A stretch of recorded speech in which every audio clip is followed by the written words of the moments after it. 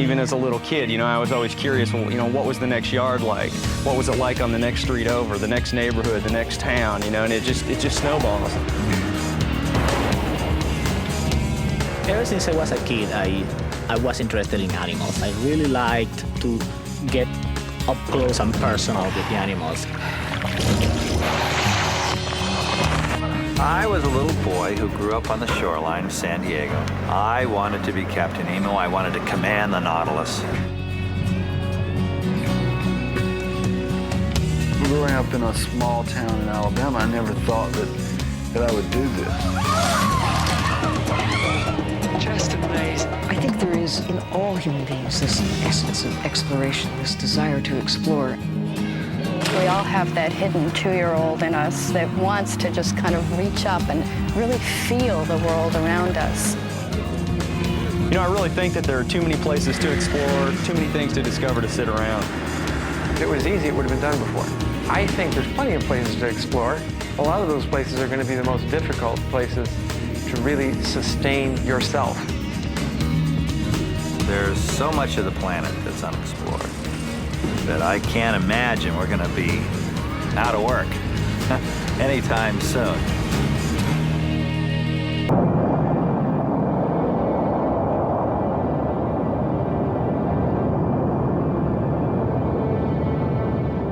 July 16, 1969. Apollo 11 escapes the Earth's gravity and sets its course for the moon. Our urge to explore has finally outgrown our small planet.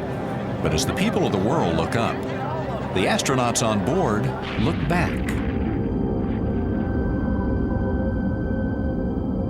They marvel at Earth. It looks as strange as the place they're headed. Below them is a planet still to be explored. The spirit of exploration is as old as humanity itself.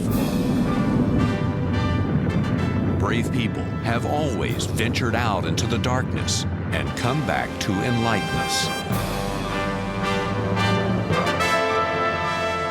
And in the last century, the pace of accomplishment has been astonishing.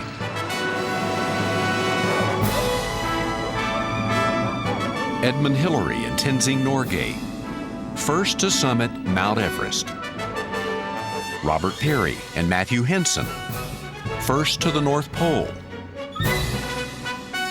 Amelia Earhart, first woman to fly solo across the Atlantic. That's one small step for man. And 1,000 years from now, they will still know the name Neil Armstrong.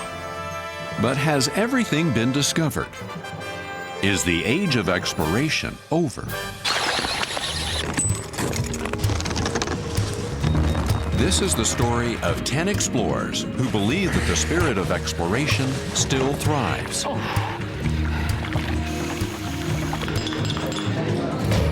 It's the story of what compels them to venture out, time and again, into the unknown. Ian Baker believes that at the end of the millennium, there are still places on Earth that have never been named, that have never been plotted on a map. Somewhere in this vast Tibetan jungle, he hopes to find a giant waterfall. He's been searching for over a decade. Ancient Buddhist prayer books hold that deep within a gorge is a cascade that shrouds the passageway to paradise. I first heard about it through a very old Lama who had spent much of his life meditating in these very remote valleys. He'd always told me the greatest of these was a place called Pimlico in the far southeastern part of Tibet. Baker has made 6 expeditions in search of the falls. He has never managed to reach them. He is not the first to fail. In 1924, British botanist Frank Kingdon Ward tried to find the falls, only to be defeated by the terrain.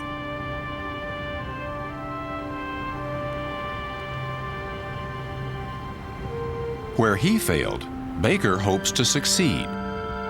He knows Kingdon Ward was unable to descend the sheer cliffs along more than 5 miles of the gorge. could the falls be located in this unexplored area? Baker and his expedition partner Ken Storm have won the trust of local hunters, who will lead them down paths that no Westerner has ever followed. The gorge is a treacherous place, teeming with leeches, stinging nettles, and deadly snakes. Why do people like Baker risk so much to explore the unknown? I don't feel that I'm different from anybody else in the sense that I think the spirit of exploration is intrinsic to human nature. Exploration is really one of very, very few things that make us human. Once you get a taste of it, you can't go back to the simple life. I did become intensely irritated at the endless rain being soaking wet, never drying out, leeches all over your legs, scratch marks all over your bodies and face, just because half the time you're moving through a pathless terrain. But I think anybody who's given to a life of exploration has to feel some sense of embrace of this kind of wild existence where the comforts of the civilized world are suddenly stripped from us.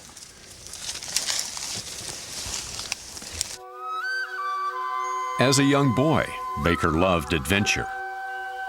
He yearned to be the youngest to reach the top of famous mountains. And he drew pictures, revealing dreams of mystical places. Places with hidden waterfalls.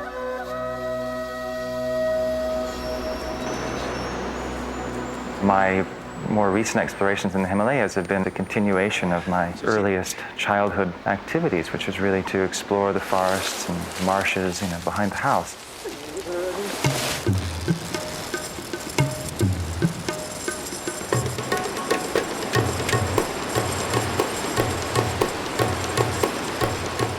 There is still a first out there for Baker to claim, but reaching the Great Falls of the Sangpo is an epic journey away.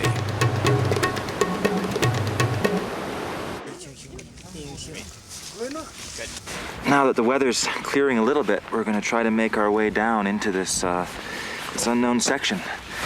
And for 75 years, it's been believed to be an impenetrable wilderness. Ian Baker's expedition to find the falls has been slowed to a mile a day. In this terrain, the difference between life and death can be a single careless step.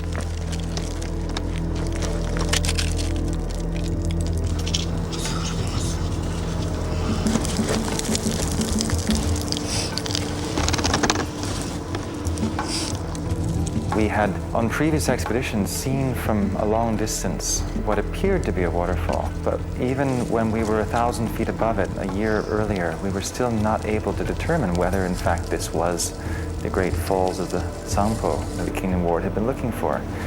And there was this sense that unless we went down to the falls itself, we would never be able to answer or resolve that question. The jungle thickens. The terrain gets even steeper.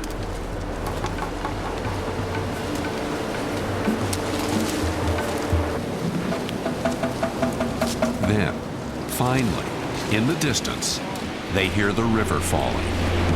Amazing. Oh, look at that. Oh, all of the Sangpo pouring into that energy. Holy man. Oh, unbelievable. That is incredible force. A century of speculation is over. They have filled in one of the last blank spots on the map. These are indeed the Great Falls of the Sangpo.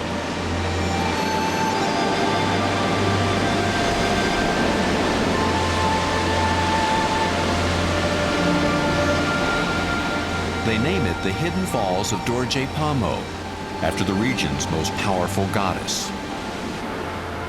What this discovery of a waterfall has done, actually, is to evoke from people almost a subconscious need that we all have for magical places in the world, for a sense that there are still places to be discovered. I don't understand why people think that exploration is finished. For me, it's really just started. I think there's plenty of places to explore. A lot of those places are going to be the most difficult places to really sustain yourself within and make a real contribution. I love this expression that it's the last place on Earth. And I'm really trying to bring that back. The best explorers have always brought back to us, with their words, with their pictures, that last place on Earth. When the film Congarilla opened on Broadway in 1932, audiences flocked to the theater. Most people had never seen moving pictures of such exotic animals. You are going to see and hear the first pictures in natural sound ever made in the jungles of Central Africa. There will be the roar of a lion, herds of elephants, millions of flamingos, and rivers alive with the vicious crocodile. The film was made by Martin Johnson and his wife Osa. In 1917, they quit the vaudeville circuit, left their New York home, and began 2 decades of exploring and filmmaking. When they began shooting Congarilla in 1929, wildlife was so plentiful they needed only to drive into the bush and turn on their cameras. The abundance is long gone. To capture what remains, it took National Geographic photographer Nick Nichols weeks of brutal trekking through the jungles of Central Africa.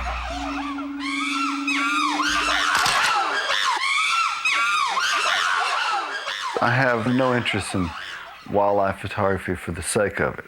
You know, it's just not justifiable in this time when we've got so many habitats and creatures that are endangered. In our case, we're going out in an unexplored part of the African forest. We really know what's out there, but we want to come back and show everybody and say, let's save it.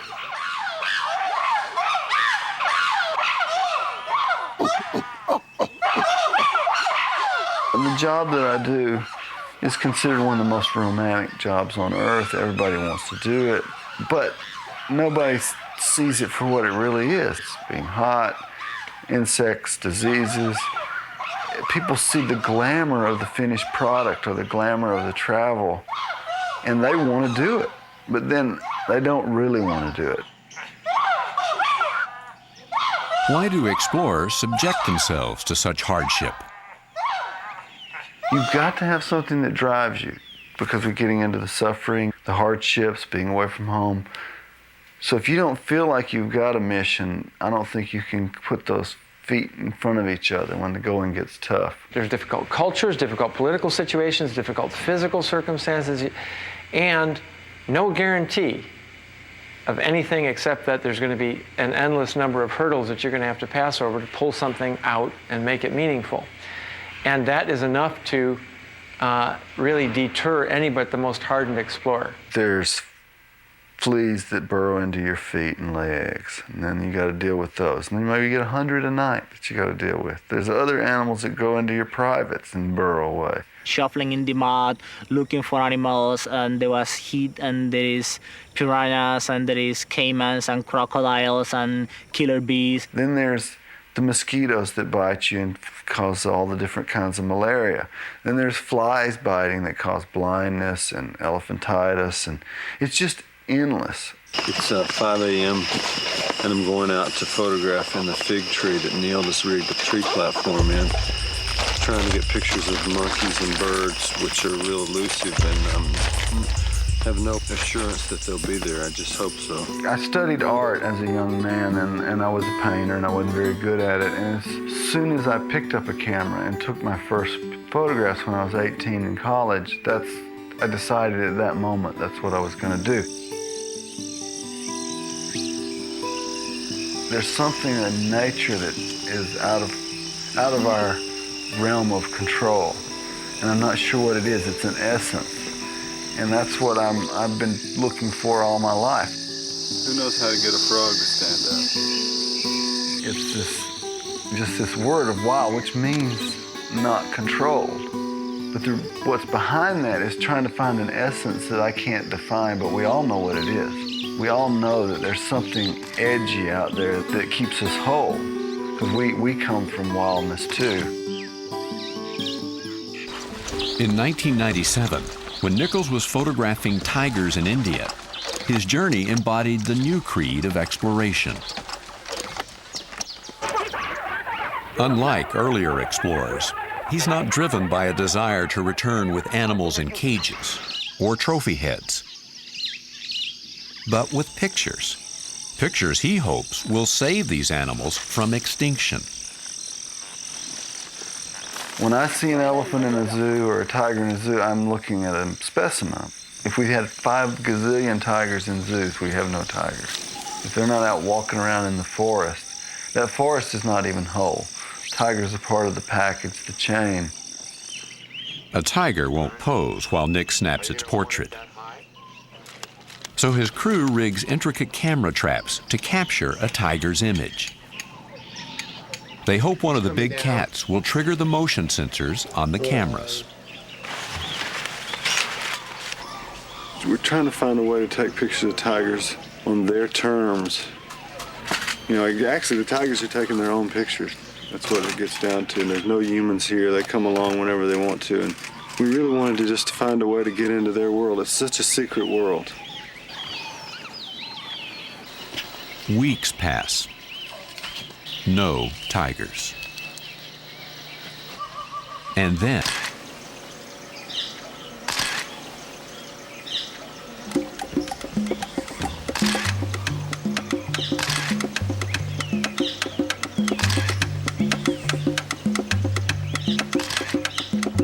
my mission is definitely to look at the earth as a finite thing and say let's celebrate this thing. Let's find a way to realize that it's so precious and so fragile. The new edge to exploration is that we must know how the planet works. like Nichols, Sylvia Earle is driven by the desire to preserve what she finds.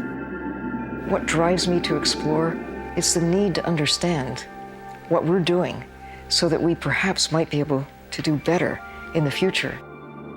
Earle is the Chuck Yeager of oceanography, a pioneer of undersea exploration. 5 species of marine life have been named after her.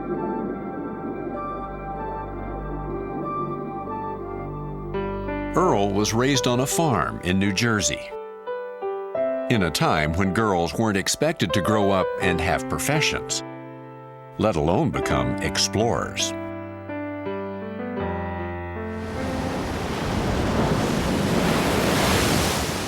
For me, my playground was the sea. I knew from the moment I first saw a horseshoe crab sort of crawling up a beach in New Jersey that I had to know more about where it came from and how it lived and how it spent its days and nights, and I've been intrigued with that ever since. 70% of the Earth's surface is water, but most of it remains as unexplored as the New World was to Columbus. No place on the planet is more difficult to explore than the deep. There's nothing more frustrating for a biologist, a scientist such as I, than to go down to 150 feet or even push the limits and go over to the edge of a drop-off into the sea and know that you just have to stop. People have always dreamed of exploring the ocean, but for centuries, anything below a few hundred feet was impossible to reach. Until William Beebe and Otis Barton invented the bathysphere, a steel ball they hoped would take them a half a mile below the surface.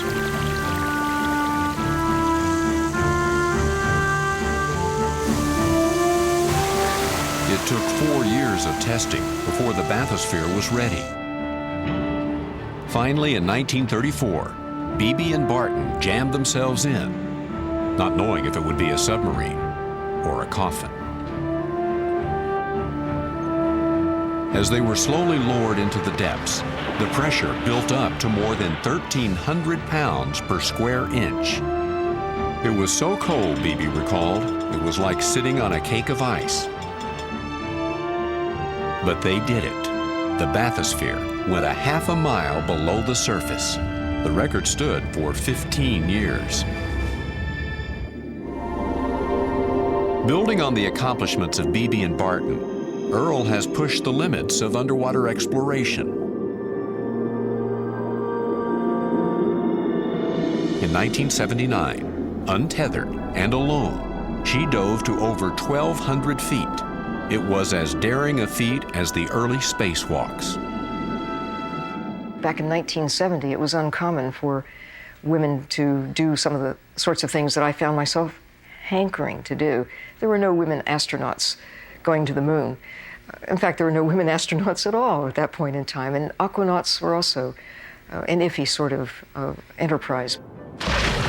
Earl was one of 5 women selected to join a team of aquanauts who lived and studied in an underwater laboratory anchored in the Caribbean.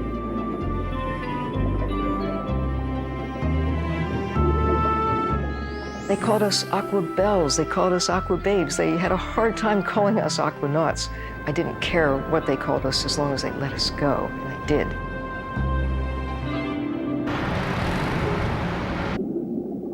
Earl has never let anything stop her. Her passion for the ocean is too strong. For me, the lure of the deep is the lure of the unknown. It's that curiosity that all children have, but scientists never lose, that you just have to know what's going on. In order to satisfy that curiosity, Earl, like so many explorers, is at the mercy of technology.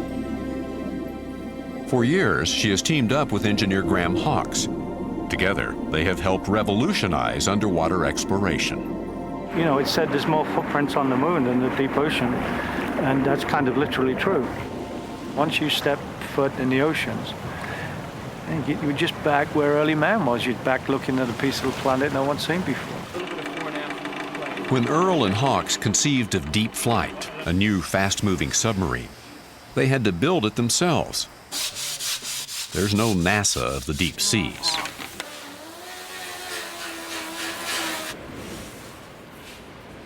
You know, I was born to be an engineer looking back. I kind of grew up with the nickname of Professor. I apparently was always taking things apart. Numerous rockets, numerous experiments, numerous little explosions. My parents were both from London. My father was a postman.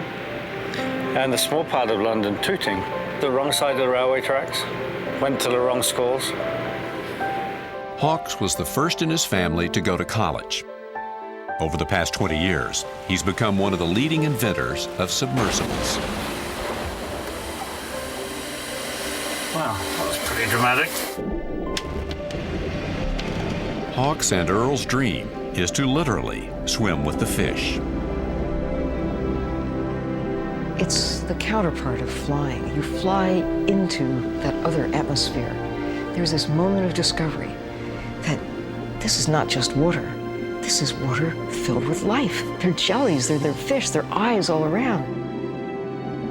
There you go as an explorer, not alone for a moment, not even for an instant are you alone.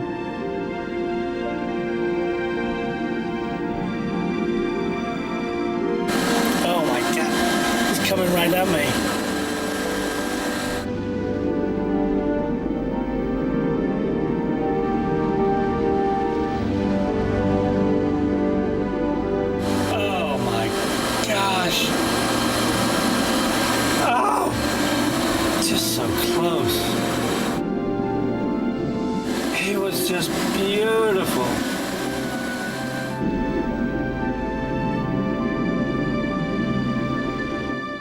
Funded in part by the National Geographic Society, Earl is now diving in a remarkable new machine. It's the tool for the next generation of deep-sea exploration.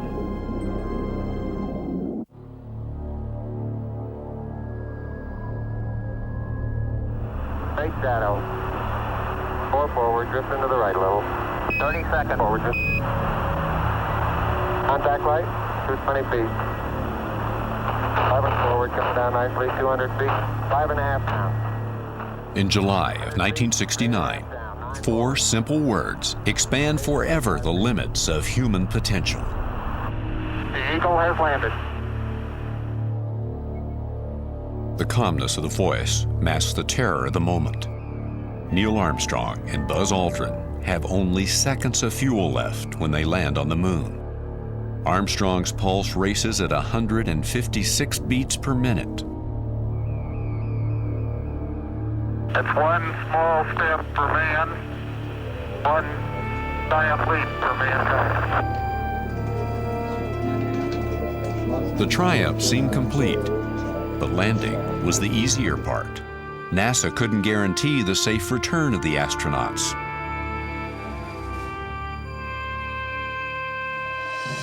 President Richard Nixon had prepared a eulogy in case the men were stranded on the moon's surface. It read in part, "These brave men know that there is no hope for their recovery. But they also know that there is hope for mankind in their sacrifice." Our greatest achievements are often balanced on the edge of catastrophe. For 20 years, Robert Peary and his expedition partner, Matthew Henson, had been risking their lives to walk to the North Pole. On the 4th expedition, temperatures dropped to minus 63 degrees. They were forced to eat their dogs for food. But the men relentlessly advanced, and on April 6, 1909, they became the first to stand at the top of the world. "The pole at last," Peary wrote in his journal. "The prize of 3 centuries, mine at last." As much as Peary and Henson dreamed of the North Pole and Armstrong the moon, explorers have dreamed of climbing the world's highest mountain. For decades, the slopes of Everest had claimed the life of one climber after another. Then, in 1953, Mount Everest has been conquered by members of the British expedition. Tenzing Norgay and Edmund Hillary overcame the cold and the thin air to stand on the summit of Everest. No one else will ever be able to claim the title, first to the roof of the world.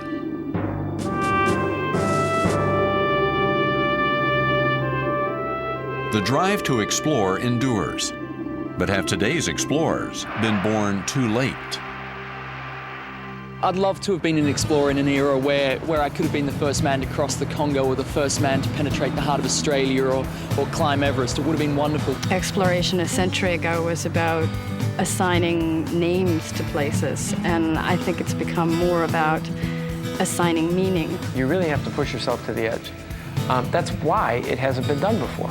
I mean, if it was easy, it would have been done before. An explorer is someone who pursues the epic journey, a person who has a dream, who prepares to fulfill that dream, assembles a team, goes out into the ocean, overcomes the tests of the mind and the heart, attains the truth, and returns to society to share the truth. That's the epic journey, and that's what Explorer does.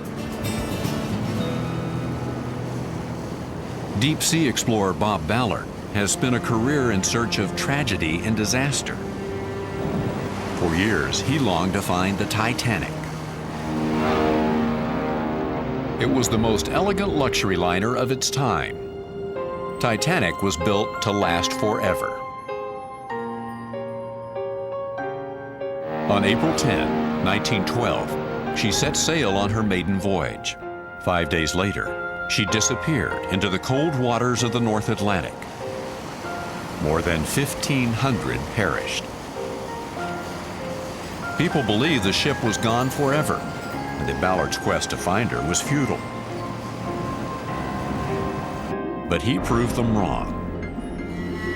In 13,000 feet of water, Ballard found the Titanic. He made history come to life.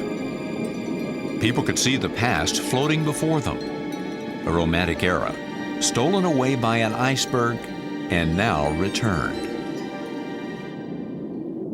I don't go to sea unless I'm really convinced I can succeed. I've decided not to do a lot of expeditions. People say, why don't you find Amelia Earhart's airplane? Well, fat chance. I won't take on a job unless I have a good shot at it. Ballard didn't stop with the Titanic. He found the Nazi battleship Bismarck.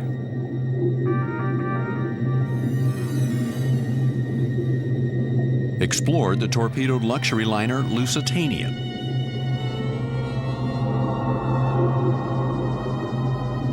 Contact, that's the ship.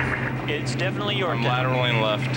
And located the aircraft carrier Yorktown, sunk in the World War II Battle of Midway.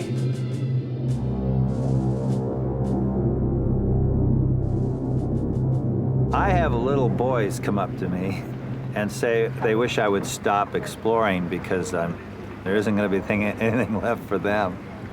And I try to remind them that I've only seen 0.1% of the deep ocean, so there's plenty there. This time, Ballard's exploring further back in time than he's ever gone before, 2,000 years ago, when Roman ships crisscrossed the Mediterranean. They were small vessels at the mercy of the sea. Many of them never made it home. Thank you. Okay, see you next time. To help him find the sunken ships, Ballard has enlisted the help of a Navy submarine. The NR-1 was used during the Cold War for missions so secret the Navy still won't talk about them. Now the sub is hunting for a Roman galley that sank to the ocean floor 2,000 years ago. Ship's rigged for dive. Okay. You have permission to submerge ship. Dive! Dive! 40 feet. Going down. For hundreds of years, scientists have looked in the ocean for our history. And for most of that time, they've only been able to look a very short distance. And what we're trying to accomplish is something that's never been done before, and that is to try to excavate a ship of antiquity that is thousands of feet beneath the sea.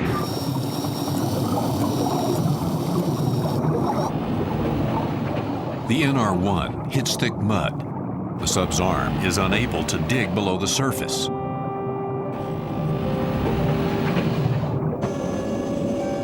Do the wooden hulls of Roman vessels still exist just beyond reach, or has time stolen them away? Will this be Ballard's first failure? You can be lucky, but you work for it. You know, you cannot just go and dig and you discover something. No, you have to stay day and night and work very hard, and luck will come to you. And that's why luck cannot come to a lazy explorer. Like Robert Ballard, Egyptologist Zahi Hawass is an explorer of deep time. He spent a career searching the sands of the Giza Plateau. One of his most remarkable finds began with an accident, when a horse galloping past his excavation site plunged its hoof through the sand. Below lay a vaulted tomb, sealed in the time of the pharaohs. Inside, Hawass glimpsed eternity.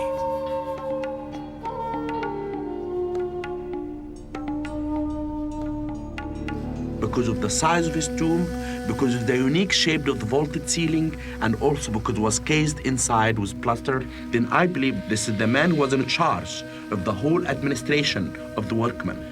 This is the man who wanted to be sure that all these people live in a good living, and they go early in the morning to work, and they come by in the sunset, and they live in the village, and at the same time when they die, there is a tomb for everyone.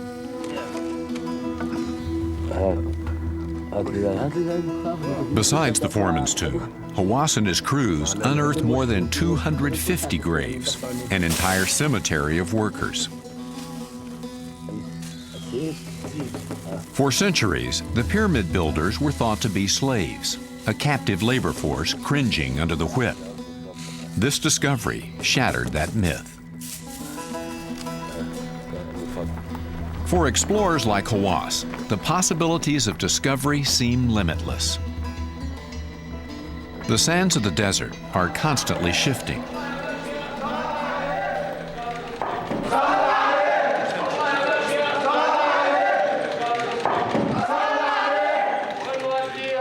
Artifacts hidden from one generation of archaeologists can suddenly be revealed to the next. In 1998, a team under Hawass's supervision made a startling find: a tomb, unseen, untouched for thousands of years. It's beautiful. The painting is so beautiful. Yeah, it's very rare. We discover a lot of things every day, everywhere in Egypt. But everything, almost 99% of what we discover is robbed. This is unique, and this is rare because of one thing. This is intact. Beneath a limestone lid, they discover a sarcophagus. Mirsad, this is wonderful. The symbol of resurrection.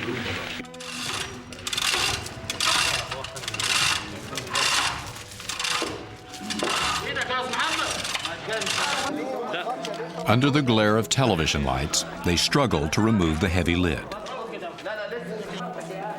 Have the contents inside decayed and rotted? They crane forward, peer inside, and a gift from the first millennium BC.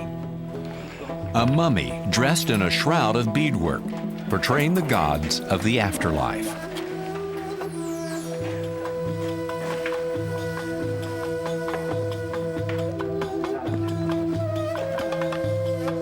Hieroglyphs around the coffin tell a story from the final glory days of ancient Egypt. Buried here is a nobleman, a member of the pharaoh's court. His name was Yufa. He is the director of the palace. He was near to the king. The king lives in the palace. This is the man that's used every day to know the throne is fine, Your Majesty. The ladies or the wife, your main wife, she's not coming today to see you. You can meet this official today. The dining room is set. Wine is there. We'll make the party tonight. That is the man that he does the arrangement of everything at the palace. He makes the palace life. Hawass's explorations have given us a more detailed picture of the past, of who we are and where we come from. An explorer is someone who's trying to find answers to basic truths. I think all of us want to know those answers. Certainly we want to know who we are and where we came from and where we're going. And I think most people think about those questions, but very few of them spend a career trying to find answers to those things. For weeks, Robert Ballard has been searching for history in the depths of the Mediterranean. He has not been able to find the Roman ships he believes sank in these waters. He cannot afford to fail. A single expedition can cost millions of dollars. Old shipwreck. Holy mackerel. At last. Look at that. Yeah, that's the main part right there. Yeah, that's a hard 4 or 5. 3,000 feet beneath the waves. Fragile amphora. Jugs that held wine, dried fish, and olive oil.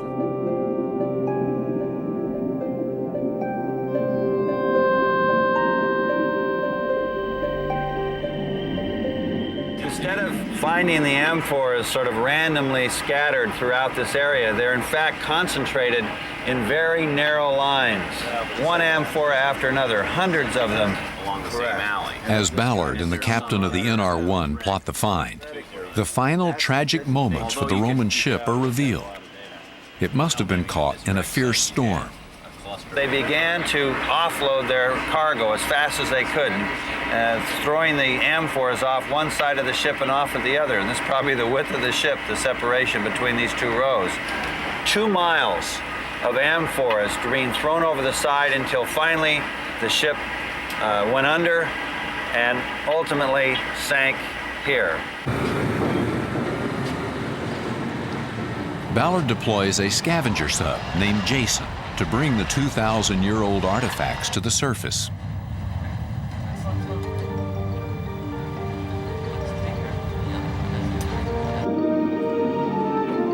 Robert Ballard has proven that we can dive into the deepest oceans and resurrect the sunken stories of the past.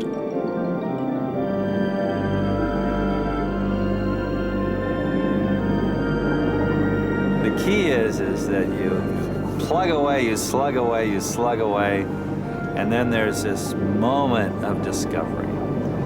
And it's so exhilarating. It's just the greatest natural high known to human race. And once you've experienced that, you want to experience it again.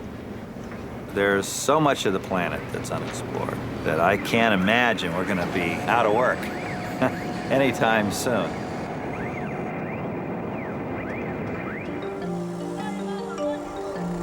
Exploration really has that element of discovering something new. You make it a discipline to observe, to document, to record what you see. The old style of explorer was about conquering something, about putting your flag on it, about getting control, to be the master of. I think that the real difference between adventure and exploration is that exploration is adventure with a purpose. Michael Davey is just starting to explore our world. In 1997, at the age of 22, he trekked from Cape Town, South Africa to Cairo, Egypt, a 5,000-mile journey that took him 7 months. Davey uses a video camera to explore more than geography. He explores culture and people. His journey epitomizes the explorer within us all. Do you think life here in Botswana is difficult?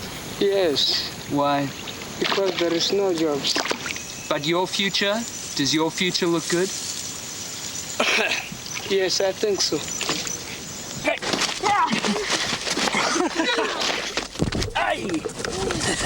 Peter Pan was my hero. I wanted to live a Peter Pan existence. I wanted to fly away to Never Never Land and run wild with the Lost Boys. I think it's every kid's dream to get out there and bash his way through the jungle and have wild adventures and extreme encounters and get himself into as much trouble as possible. And now I get paid to do that, which is the greatest privilege of my life. Man, this place is just amazing. Just amazing. An explorer is somebody who has to look deeper into things than things were looked into before. It's about going into territory which geographically has been explored before, but emotionally perhaps has not. Mozambique at last. Just hope I don't step on any landmines. And what kind of damage could a mine like this do? Take off the lower leg or take off a limb. It's primarily a weapon that's designed to maim rather than kill, although there's every chance in the world they'll kill a small child or an elderly person. One of the most inspiring people I've ever met in my life was a 5-year-old girl named Isabel. She was a landmine victim living in Mozambique. And I think I forgot that I had the camera in my hand, and suddenly I was looking at a 5-year-old girl fighting to learn to walk again. That was an incredibly potent and emotional moment for me, and I don't think it's one that I'll ever forget.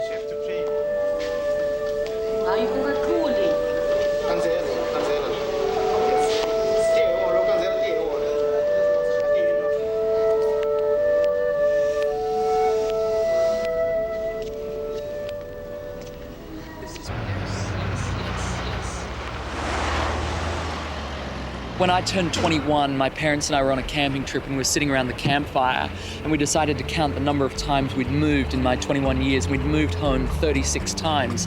And at that point, I realized that although I wanted to become an explorer of some kind, I'd already spent my entire life doing that.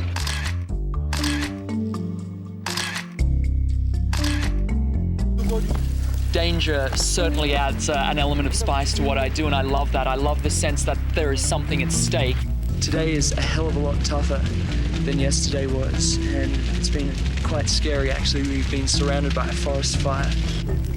I need the adrenaline, yeah. I mean, otherwise I'd still be at law school studying contracts. No, What's the problem? No, I don't have to close the camera. I know my rights. I think the first time I got into real trouble, I wasn't enjoying it at all. I was absolutely terrified. But once I saw myself get through that situation, I think that's probably when the addiction kicked in. Okay, well, you don't have to hassle me all the time. I know I'm foolish and I know I'm reckless sometimes, but you know that there is a certain amount of appeal in riding that edge. You can't really understand life or appreciate it, understand the scope of it, until you've flirted with death a little bit, understood the other side. Exploration is often a solitary venture, a journey to understand yourself and your place in the world. Heidi Hawkins craves dangerous places. For her, risking death on a thin cornice of snow is how she explores life. Who could have guessed that this little girl would grow up to be a high-altitude mountaineer? There was one influence in her life that might have given you a clue. Her father. She describes him as an eccentric fitness fanatic.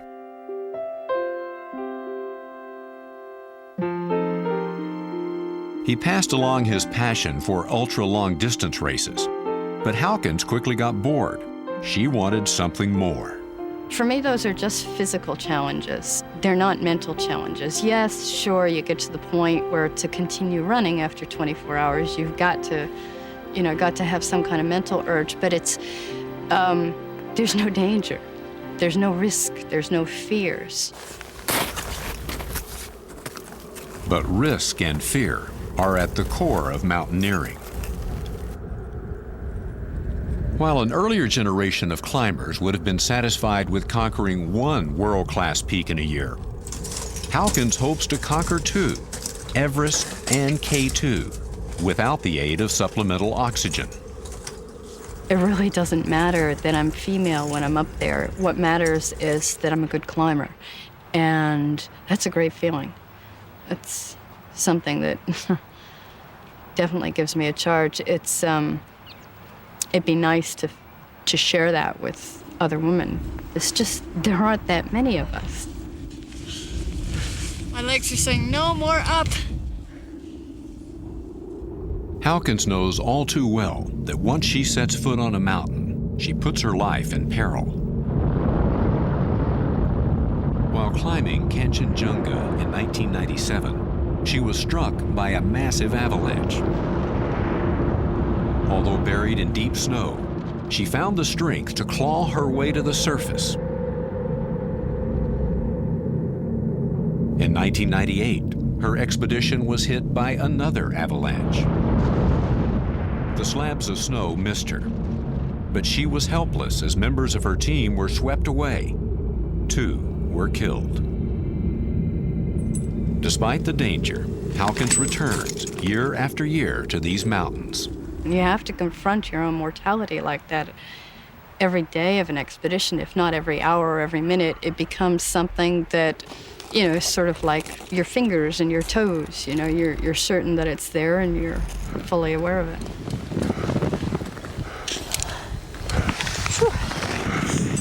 You're catapulted into a totally different realm when you're facing that fear, that terror, that mystery, the unknown. Why do climbers like Hawkins scour the earth for extreme vertical places? Why do they eagerly seek out life on the edge?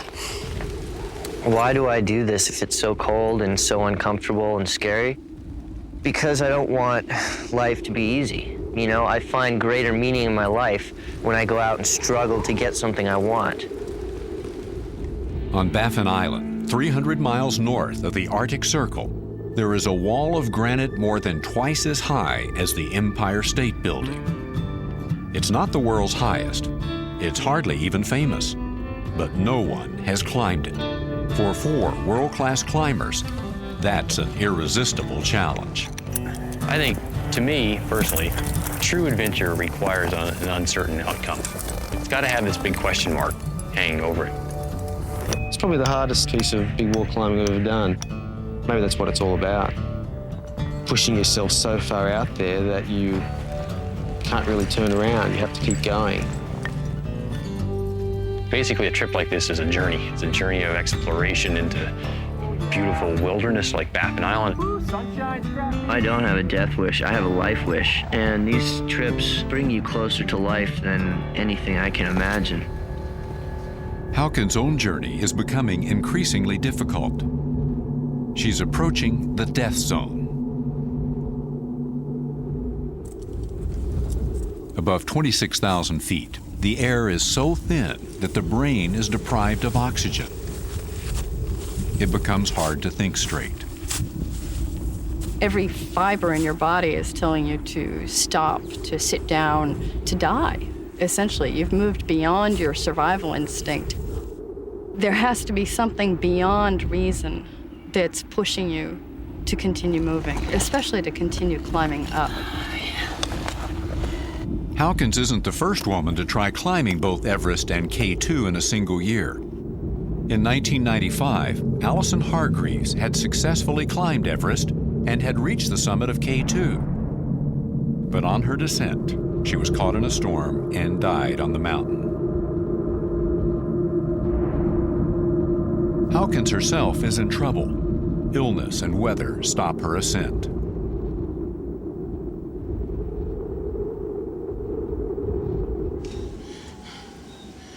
Well, I can't describe how I really feel right now without using four-letter words. I mean, I'm like, I've got a fever. I'm sitting at 21,000 feet. I slept for about 1 hour last night, and the other 11 hours I hacked up all kinds of lung gunk. I've got bronchitis or something. She is forced to admit defeat, give up the summit, and descend. To deny that the summit is important isn't what I'm trying to do. It's just that it's not as important in the way in which I climb. The journey that happens on the way to the summit is more important. It sounds cliche, but it's true. It's not whether you reach the summit, it's how. It's not what you do, it's how you do it that matters. The best explorers are always imagining the next journey, the next goal. But what are the personal costs of such relentlessness?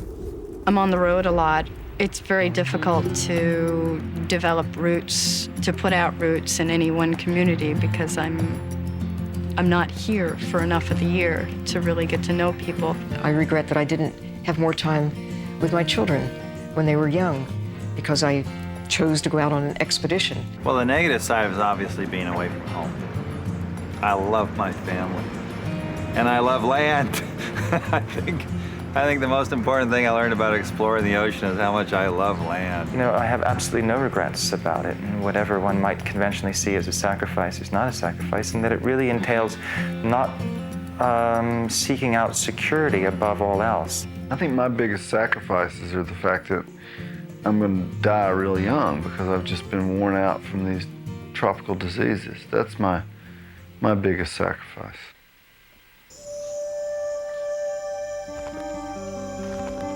The Llanos, wild heart of Venezuela. For the early explorers who dared enter this untamed place, no creature loomed larger than South America's giant serpent. Look out, Jimmy. Hold that head, hold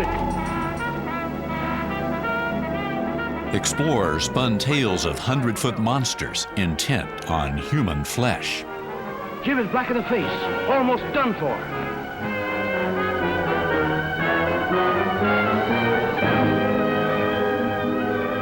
Exploration now is very different than it used to be.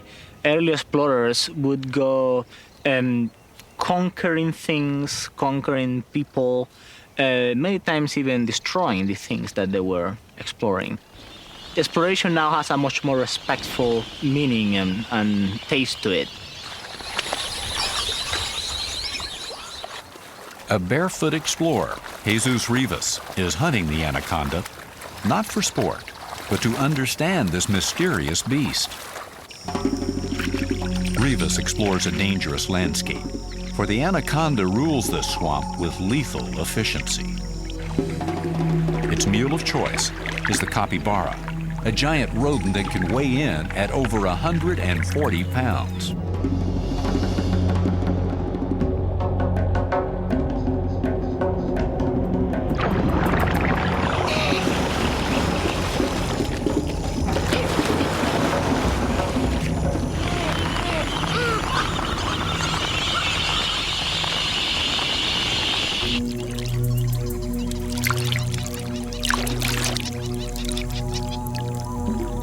The snake kills with power, not poison. It wraps its coil so tightly around the capybara that the animal cannot breathe, so tightly that its blood can no longer circulate.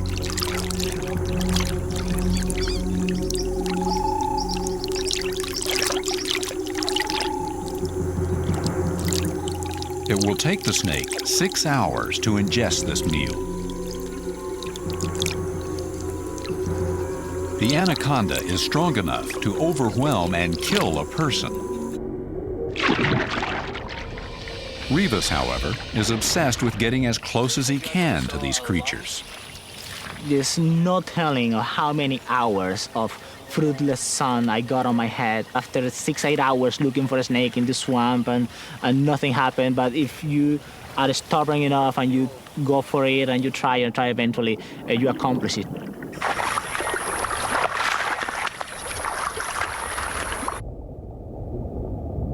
The time comes when you step on something and your foot bounces back and there's this big animal underneath you. Hi. Ayuda, señor Grip. In a second, I will. Get all the plants in my way. Oh, it's a big mama. Oh, 5 meters. Come here, get a better grip. Come here. It's a wonderful animal. It's an animal that if anything has to inspire admiration and awe more than any other thing. Godzilla! We're having a ball, aren't we? Rivas and his wife, biologist Renee Owens, have captured and studied more than 800 snakes. Their exploration, funded in part by the National Geographic Society, is a first. People ask me why it has not been studied before. And the reason is that I don't think that anybody thought that it was possible. We can't find them, they're too hard to get around, we can't subdue them. They're very hard animal to study, and that is why they haven't been studied. Wait here. Oh. To crack the code of this strange beast, Rivas searches for breeding balls, massive coils of mating snakes. He plants radio transmitters to track potential mothers. Ever since I was a kid, I always loved the wild. I had this urge of going out into the wild, into the forest, into the sea, into the ocean, into the whatever was a good natural habitat. Don't worry. Oh, you want to kiss me, don't you? No, I'm not your lover. My mother, when I was a kid, had this word for me was pata caliente, which means hot feet, because she couldn't stop me from going out and looking for interesting things to do. Okay, I'm gonna pull the whole thing to see what is going on. Okay. Rivas and Owens have struck Anaconda Gold, a breeding ball. This is their Everest, their North Pole. To reproduce, as many as a dozen male anacondas will wrap themselves around a single female.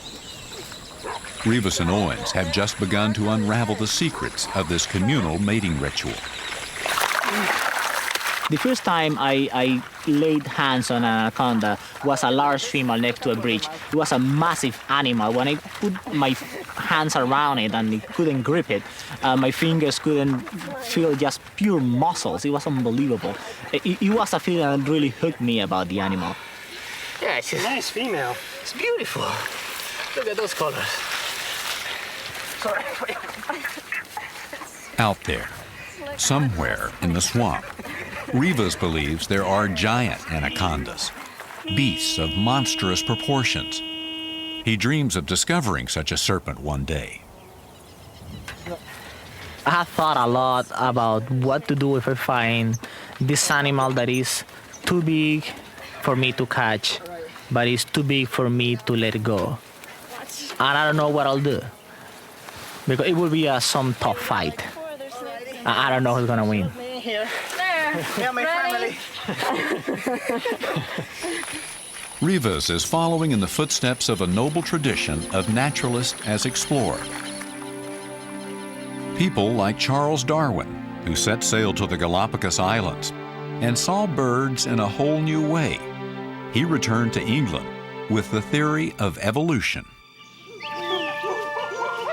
Or Jane Goodall, who lived for decades in the African wilderness and with a patient gaze explored the world and the mind of the chimpanzee. She's revolutionized our understanding of animals. She witnessed chimps doing things no one had seen before, like making tools.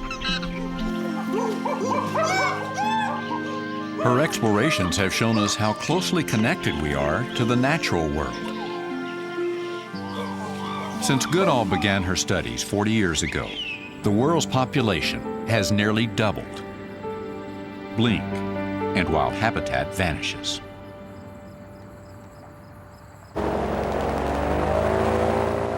Explorers like herpetologist Brady Barr must act as emergency room surgeons and move quickly to save endangered species.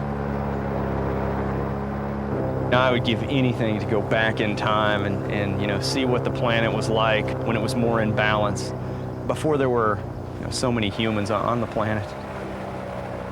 Something's wrong with the Everglades. It's an ecosystem in peril. It's dying. And the alligator is a crucial component in that ecosystem. In the Everglades, the gators breed less frequently. Their growth is stunted. To find out why, he's exploring the belly of the beast, literally. You have to know what's important in the alligator's diet before you can get a handle on the bigger picture, what's really happening with these alligators out here. To investigate their culinary habits, Brady must first find and catch one of these swamp dwellers. No easy task. Scary situations are just part of the job, just the nature of the situation and what I do and where I go. If you're going to work on something that can eat you or bite you and kill you, there's no way to get away from the danger. It's just a part of the business. Right there. Okay, try to keep the light right on it, and I'm going to try to move up to it. Oh yeah, I got him. Yep, we got it. Let's see that? Okay, Millen, you ready? Give it a try. When I tell you to move fast.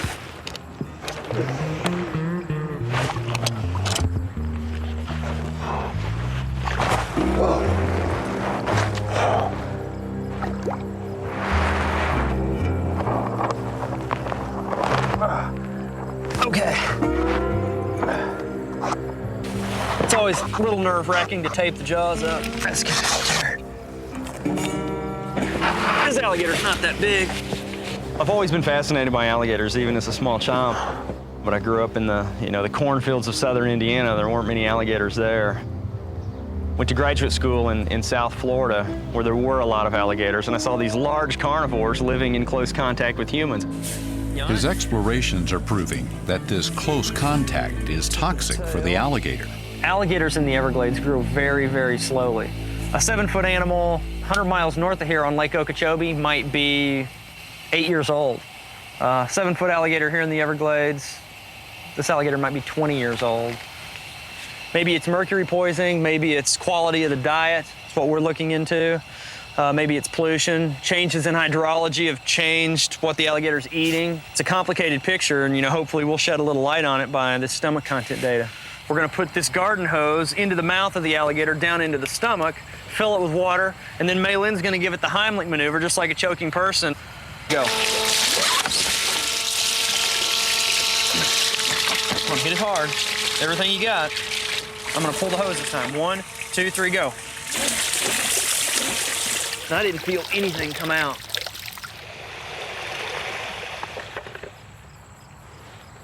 Yeah. And look at this. There's a 7-foot alligator, and here's the contents of his stomach. 1 snail with the tissue still attached, and here's 2, 3, remains of 4 snails. Before we started this research, people said, oh, alligators eat birds and fish and, pull down deers.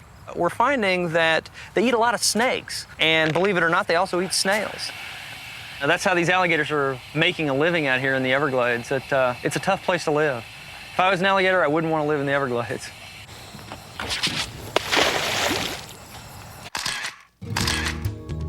Paul Sereno is famous, one of the most famous bone hunters in the world. Just 41 years old, he's already made more significant discoveries than most paleontologists make in a lifetime. Time and again, Serino has headed out into the unknown and come back with the bones of dinosaurs that no one has seen before. For Serino, 1,000 years is a blip in time. His finds allow us to imagine history on a geological scale, history that is more than 100 million years old. How many chances do you have to make a mark in the world to change the way we look at a continent? The way the world was 130 million years ago. With one expedition, we really have the chance. And the only way that we can do that is really by performing beyond what we think we can do. This time, Serino is on an expedition deep into the Sahara. It's a harsh landscape. Sandstorms, relentless heat, and gun-toting bandits will make the next 4 months a brutal experience. Paleontology often finds the most remote places because they are places that are raw earth, places difficult to live in, places often unexplored. And the more unexplored, the better. The better chance you have of finding something that nobody's ever seen before. Just getting to the fossil beds is a grueling cross-country road trip.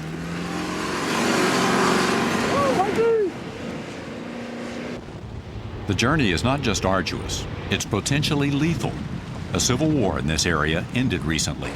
Travelers were killed on this road the week before. I told you that we might require an armed guard before we left. I didn't know the details of it. I didn't know what happened last week. That was in the future then. We have items that people want, items that they have killed people for. It's a personal risk going out there. There's no question about it. You know, if something happens or if people feel that whatever their obligations are, whatever their personal feelings are, that they've reached that point and want to go back, I don't blame anybody for that circumstance. I will help you leave, in a timely fashion. It's the classic explorer's dilemma. How much are you willing to risk to achieve your goal? Are you willing to risk your life? Although the team will need armed guards, no one abandons the expedition. No one wants to pass up the chance of making a major find. After 5 days and 14 flat tires, they finally reach their destination. Okay, show me the money. Where's the bones? Although the world Serino explores vanished millions of years ago, it still lives in his imagination. You've got to look at something that doesn't look like a lake and imagine back to what it was like as a lake. What this little fragment here is telling you is that there were fish there were trees. This was an area where there was a chance that your prized possession, a dinosaur or a crocodile or whatever you're looking for, could have gotten buried there.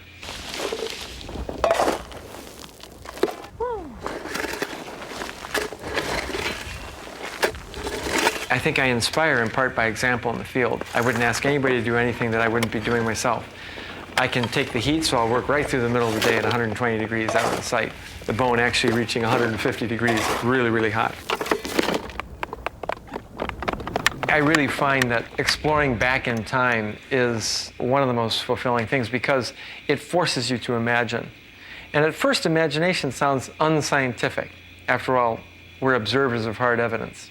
But in fact, imagination is what I think is the essence of science. Dig by dig, explorers like Serino have transformed pure imagination into scientific fact. The team has been working 14-hour days in heat often over 120 degrees and beneath tons of rock, a revelation. Well, we have a couple of skeletons mixed at the site. That's a conclusion we've drawn after a lot of work. What we've discovered when we first started peeling back the mound here is the hip region and backbone of a very large sauropod. Here's the vertebrae here. Serino thinks the animals were the victims of a huge flood. The surging water piled their multi-ton bodies in a stack, and the river sediment buried their bones. Although the sauropods are a significant find, Sereno is not satisfied. He sets out deeper into the desert in search of more bones. Go this way? Okay, go this way. As hard-working and focused as he is now, it wasn't always the case. As a child, he broke school windows with rocks and even tried to derail trains. The one thing that kept him on track was bones. He's been fascinated with them since childhood. At the new site, the team can't contain their excitement. There are bones everywhere. It almost looks like an ornithopod foot. We've got a rhinoceros, we've got pterosaur, we've got a sauropod and a theropod. 5 minutes. They can leave their pickaxes in the truck. Fossils are scattered around on the surface of the desert. No one has been here to scavenge the bones. Wow, look at those ribs, beautiful. Bone by bone, they uncover a predator, some kind of high-spined dinosaur with a toothy jaw. Yeah, this is a piece of a rhinoceros. And then Sereno and his team make another stunning discovery. Wow, this is great, Dave. That's a big-ass claw. This is a real nice bird to be. This looks like, wow. It's a foot-long thumb claw just laying there on the surface. Anybody would have stopped to pick it up, but no one was there. That's a particularly exciting moment and sort of a chilling feeling that reveals that there are many, many places on the surface of the Earth that have not been investigated. And it's just the beginning. Bones of the animal have been preserved in the sand and rock. Sereno thinks they have discovered a new species of Spinosaur. Not until they haul over 4 tons of bones back to the lab will they know for sure. The expedition is over, but the journey of discovery has just begun. Over the next year, in this basement laboratory at the University of Chicago, Sereno's team will painstakingly reconstruct the animal. But I tell you, I had a vision of something. I would like, I think, to see this animal down low, up front, as if it were almost fishing, with its hands, with the claws ready to grab something, just like you say, to some extent, interacting with something. It's looking, it's ready to go after something. We are literally resurrecting a world that once existed 130 million years ago. When we set foot in Africa in the desert, there wasn't one skeleton or skull that was known well enough to reconstruct. From the whole Cretaceous period, that's the last half of dinosaur evolution. We now can stand among 6 or 7 of our recreations. Wow, that is that is really big. For the first time in 100 million years, the Spinosaur stands. It gives the public a sense of a lost world, a time without humans, something that's foreign, strange, a time when there were animals that weren't like us, where we didn't influence and control the world like we do today. That's critical, I think, for understanding and also preserving our future.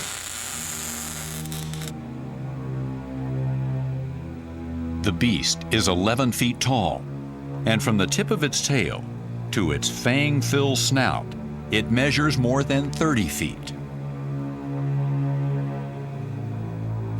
I think there's a point in an expedition when you feel like we've done it. Unconsciously, you realize there's a tension that's gone, a tension that drove you to spend months organizing and energizing a team to be able to accomplish that. But there is a thrilling point when you say, we've done it again. And you can walk out thinking, we have made a difference. So these ribs worked out pretty well. In the face of such discoveries, how can we say that exploration is finished, that it's all been done? There are places on the planet that we still haven't seen. I mean, there are, ocean depths we haven't been to. There are species yet to be discovered. And there's always something new on the horizon. We can never know everything. To be an explorer today is to face the greatest era of exploration ever. It's just beginning. We're just beginning to open the doors to see how many more there are out there. I think the ultimate goal really is not to ever fall into some false complacency and think that we've made whatever discoveries there are to be made, and that we, our whole life, continue to be this sense of informed by this spirit of discovery and exploration. On the cusp of a new millennium, we can pause and look back at what we have accomplished. Exploration has remade how we see our planet. But true explorers will never be satisfied with what they see now. They will continue to rush headlong into the future, pushing the limits of mind and body, whether they are diving into the deepest oceans, uncovering artifacts of antiquity, or saving the habitats of endangered species. Our limits will become the next generation's triumphs. One of these children might walk on the surface of Mars. Another might explore and solve the riddle of human consciousness. The only guarantee is that in every generation, there will be a daring few who continue to dream, to be restless, and who are willing to risk it all to explore the unknown.